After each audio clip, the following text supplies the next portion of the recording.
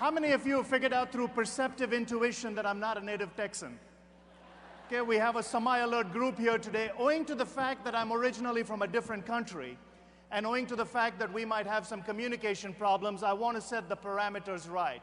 So raise your right hand for me like this. Go ahead. This is America's universal symbol for fantastic or absolutely nothing. So put it now on your chin. For those of you who missed, the chin is this pointed thing at the end of the face.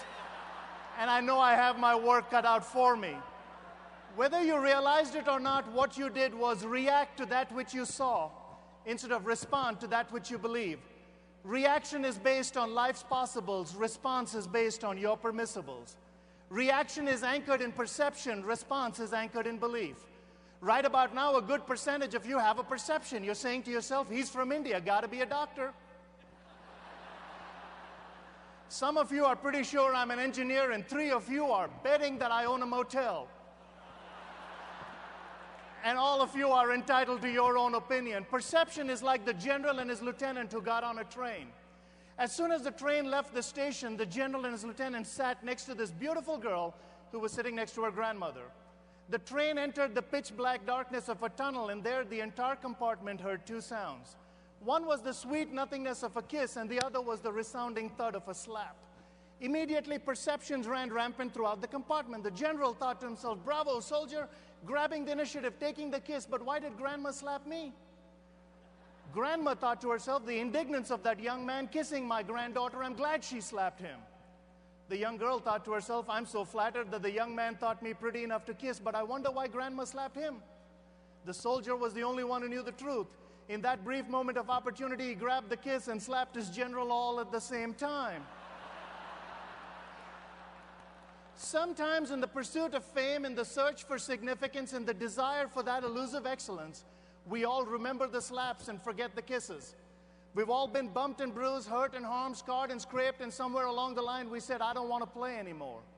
From the mouth of a legal immigrant across these celestial shores to this hallowed hall, take this to the bank. If you were privileged enough to wake up and call this great and glorious land home, you have already won.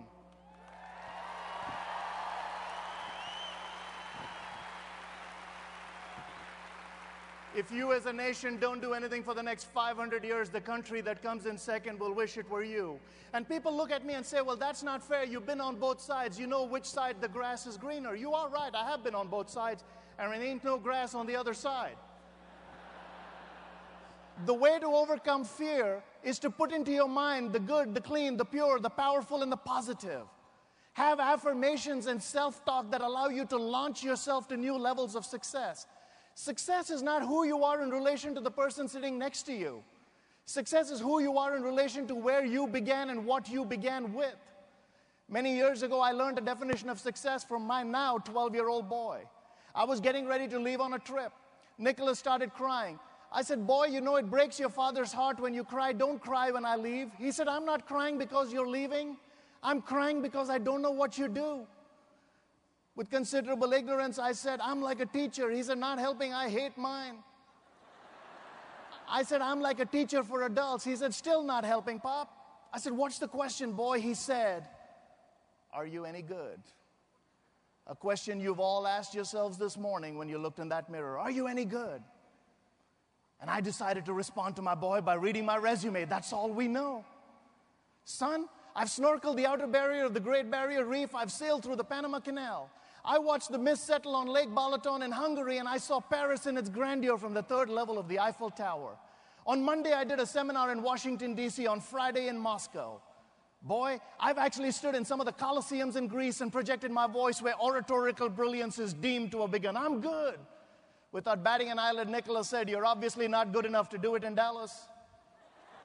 The areas for achievement in your life are like spokes in a wheel. Unless the spokes are equidistant from the hub at the center of the wheel and life's ride and life's journey is going to go thump, bump, bump, bump. And our natural tendency is to look at the road and blame the road for our journey. Instead of looking at the spokes and saying, can I equip myself in some way, make all my spokes equidistant, and as a result have a harmonious ride. The process I'm about to share with you is designed to allow you to have balance in all areas of your life so that you win professionally and you win personally. For 8 hours of the day, practice the skill that allows you to make a living. But for 16 hours of the day, practice the will that allows you to make a life. When skill and will come together for the very first time in a cataclysmic moment on God's green earth, you will have unleashed a 24-hour champion. But most of us stop just at opportunity is about to begin. The reason is we have not planned and we go down the same path that others have. In Texas, we call this the dead armadillo syndrome. I've lived in Texas going on 20 years. I've never seen a live armadillo. Always dead in a 70-mile-an-hour speed zone, and I'm wondering why armadillos don't have a meeting like this one. Saying, dude, dad died here. Mom died here. Everybody we know died right here. Let's find a school zone. Sometimes before you speed up, you have to slow down. There are 4 primary reasons why people won't set goals. The first is fear.